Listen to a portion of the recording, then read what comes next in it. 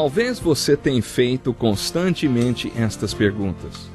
Onde posso encontrar refúgio num mundo cheio de conflitos? Ou, como e onde posso encontrar força para vencer nesse mundo que oferece tantas derrotas?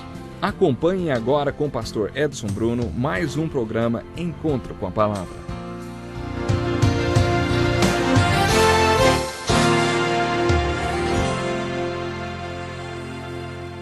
Que alegria para mim, mais uma vez, poder estar com você através do programa Encontro com a Palavra.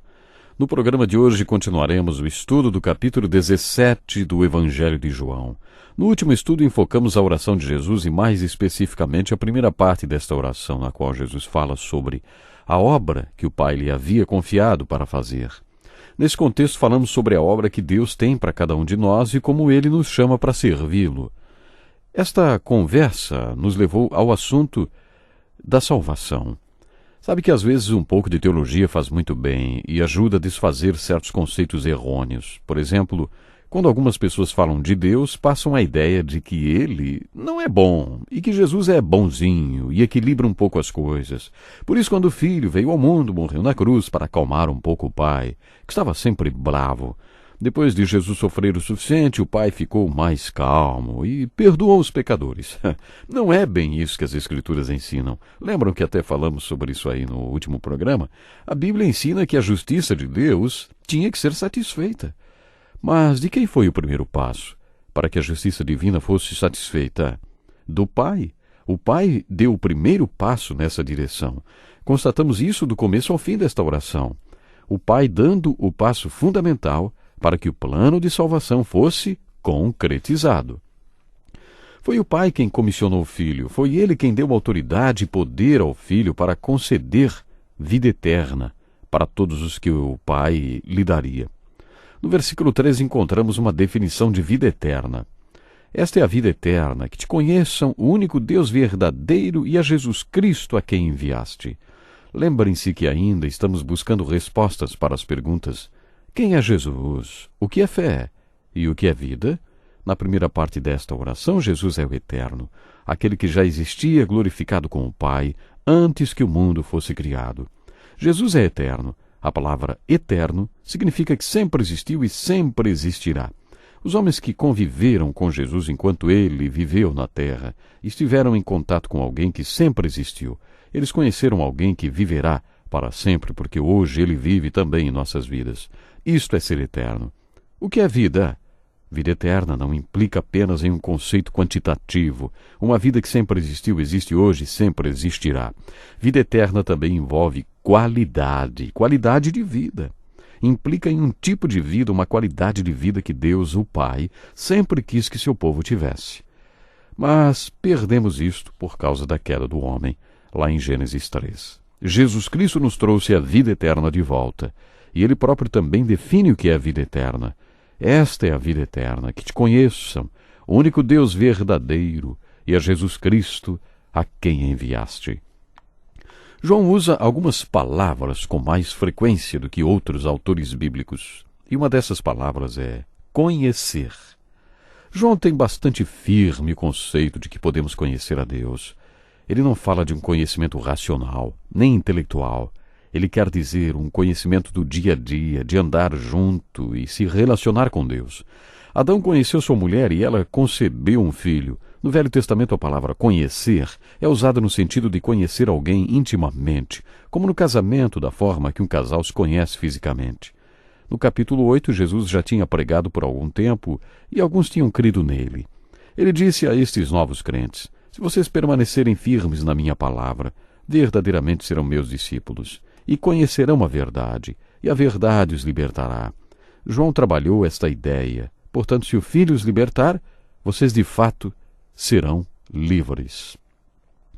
Jesus não falou de conhecer teologia, doutrinas, nem de decorar versículos bíblicos.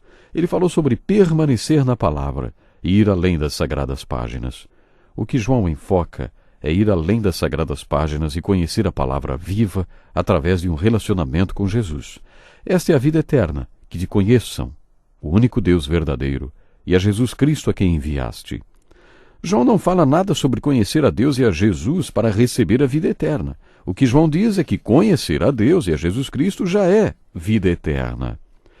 Quando você se une a Cristo e passa a viver ligado a Ele, como a videira e seus ramos, você se torna parte do que é eterno, pois Ele é eterno, e por isso você jamais morre. João afirma que conhecer a Deus, conhecer a Jesus Cristo, o Cristo é o enviado de Deus, em um relacionamento com Ele, experimentando Jesus, tudo isso é vida eterna. Nesta passagem, portanto, nos versículos 2 e 3, nós temos a comissão de Jesus Cristo e sua encarnação.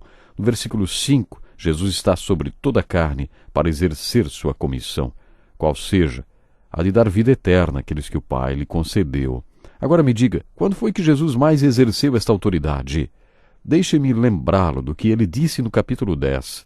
Ninguém a tira de mim, mas eu a dou por minha espontânea vontade. Tenho autoridade para dá-la e para retomá-la. Esta ordem recebi de meu Pai. A maioria dos teólogos afirma que é sobre isto que Jesus está falando aqui no versículo 2. Pois lhe desse autoridade sobre toda a humanidade, para que conceda a vida eterna a todos os que lhe deste. Agora me digam, para você, quando isto aconteceu? Isto foi feito, mais precisamente, quando Jesus consumou a sua obra na cruz e fez a expiação do pecado, possibilitando a reconciliação de todos os pecadores com Deus. Foi nesse momento que Jesus exerceu a sua autoridade. E a base que possibilita que Deus Pai conceda a vida eterna ao povo foi esta obra consumada de Jesus Cristo. É sobre isso que os versículos 2 e 3 do capítulo 17 de João estão falando. Portanto, nos 5 primeiros versículos deste capítulo temos a encarnação de Jesus Cristo, a comissão de Jesus Cristo e depois esta importante declaração de Jesus Cristo. Esta é a maior de todas as declarações do mundo. Como já dissemos quando estudamos o capítulo 3, a maior declaração do mundo é a declaração do Evangelho de Jesus Cristo. Nada é comparável a essa declaração, nenhuma declaração de independência de qualquer país, nem a declaração dos direitos de qualquer natureza se compara à declaração das boas novas do Evangelho de Cristo Jesus. Depois de descrever a sua comissão nos versículos 2 e 3, Jesus finaliza com essa declaração no versículo 4. Eu te glorifiquei na terra, completando a obra que me deste para fazer. Esta obra engloba várias coisas, como já vimos, mas principalmente dar a vida eterna para aqueles que o Pai lhe concedeu, exercendo a autoridade que o Pai lhe deu. E essa autoridade, como já falamos, foi manifestada especificamente quando ele morreu na cruz. Vou repetir. Nestes 5 primeiros versículos, o Senhor está orando por si mesmo.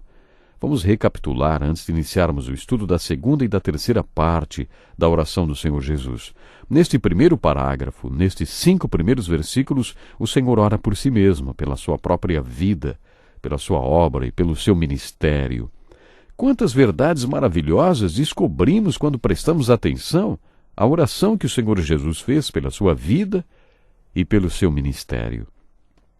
Na segunda parte desta oração, dos versículos 6 a 19, Jesus ora por seus filhos espirituais, aqueles a quem ele recrutou no primeiro retiro que promoveu, por ocasião do Sermão da Montanha, aqueles que tiveram um relacionamento com ele e com o Pai. Ele recebeu autoridade sobre toda a carne para conceder vida eterna. Mas não foi apenas isto que ele fez ao morrer na cruz.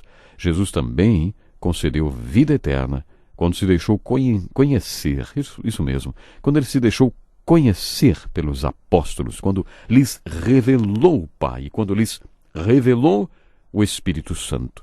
Nesses momentos, Jesus também estava concedendo vida eterna. Por isso, Jesus os chamou de filhos espirituais. Paulo se referiu desta forma a Timóteo. Quando você leva alguém a Cristo, esta pessoa é considerada seu filho espiritual. No terceiro parágrafo dos versículos 20 a 26, Jesus ora por aqueles que viriam a crer através dos seus filhos espirituais. Podemos dizer que, neste parágrafo, Jesus estava orando pelos seus netos espirituais. Você tem filhos?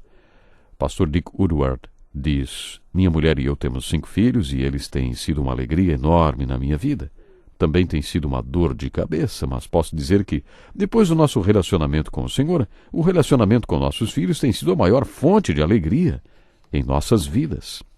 3 dos nossos filhos já se casaram e têm seus filhos. Isso quer dizer que já somos avós. Eu não conheci meus avós, e por isso esta é uma experiência totalmente nova para mim. Estou gostando muito dela, diz o nosso professor. E você, meu ouvinte, tem filhos espirituais? Você já conduziu alguém para Cristo através do poder do Espírito Santo e da palavra? Se você tem filhos espirituais, sabe muito bem do que é que eu estou falando. E os seus filhos espirituais já conduziram pessoas para Cristo Jesus? Você já conheceu alguém que aceitou Jesus através de um dos seus filhos espirituais? Estes serão os seus netos espirituais. É maravilhoso ser pai, e é maravilhoso ser avô, é ainda mais maravilhoso ser pai e avô espiritual. Nesta oração, depois de orar por si mesmo, nosso Senhor Jesus ora pelos seus filhos e pelos seus netos. Veremos estes 2 parágrafos da oração de Jesus nos próximos programas. Veremos o que o Espírito Santo tem para nos ensinar sobre quem é Jesus, o que é fé e o que é vida. Você sabe que a resposta para estas perguntas é algo essencial para o nosso crescimento espiritual. Eu gostaria que você lesse com muito cuidado, mais uma vez, com muito carinho, o capítulo 17 do Evangelho de João.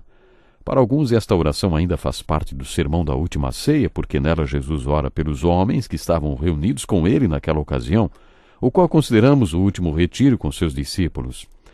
Na verdade, nós estamos dedicando para estudar em partes esta oração. E estudamos já, vamos recapitular aqui rapidamente, os 5 primeiros versículos do capítulo 17 de João.